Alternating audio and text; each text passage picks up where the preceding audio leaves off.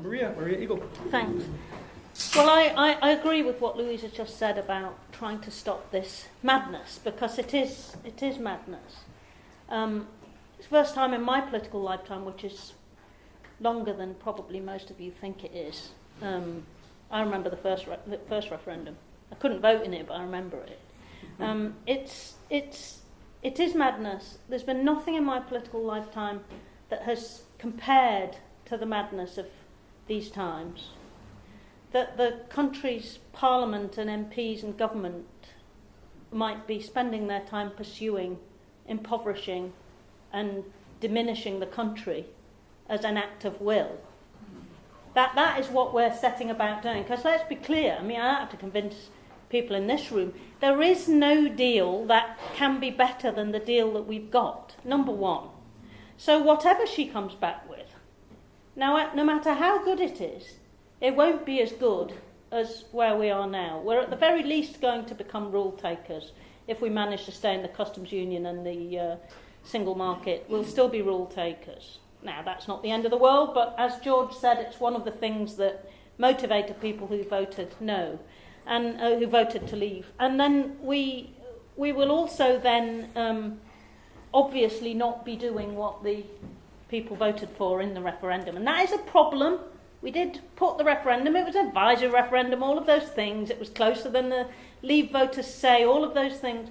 But the country voted to leave. That has to be dealt with if it's going to change. You can't just ignore it. There's been 2 years of rhetoric and people using the politics and the divisive politics that we've seen in the last 2 years to create even more division in society. There'll be a lot of people, if we don't leave the EU for whatever reason, if we don't leave in the hardest possible no-deal way, there'll be some people who will feel betrayed and who will act on that in a way that will be damaging in our society and to our polity and to our civil life. So this is a problem that has to be solved no matter what the outcome is. Now, I and a number of colleagues who are MPs in this city have come out in favour of there being a people's vote, partly because it's just plain common sense when we had an advisory referendum to go back to people once it's clear what the deal is and say, this is what we've managed to get. Do you want to do this or do you want to reconsider going at all and stay where we are? It's got to have remain as an option. And so, that is actually probably the only way out of this. It's probably the only way out. And even that would be fraught with difficulties because there's no point in having another referendum if you can't win it. Right? And there's no point pretending that the divisions that have been caused and unleashed by this appalling last couple of years are just going to go away.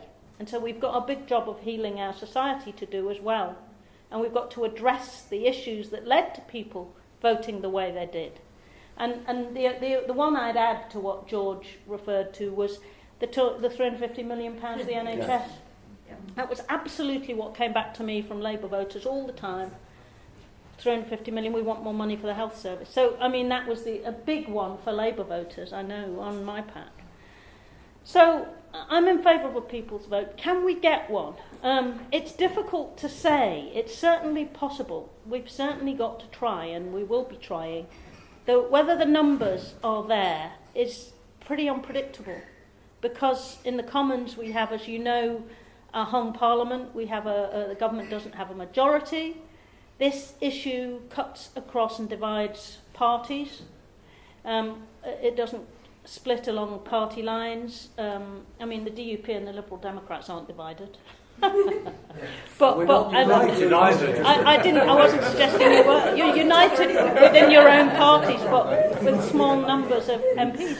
But the big parties, there are divisions in both. More divisions in the Tory party, far more than in the Labour Party. But there are small numbers of people in the Labour Party who've always been Leavers.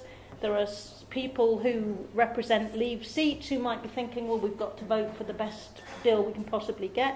And there are people like me who are thinking, I didn't go into politics to vote for my constituents to be poorer, to vote to diminish the influence of the country, to vote to destroy our economy. I did not go into politics to advance some right-wing agenda of destroying the UK as a as a civilised nation, which is what the agenda of some of the people who want us to leave actually is.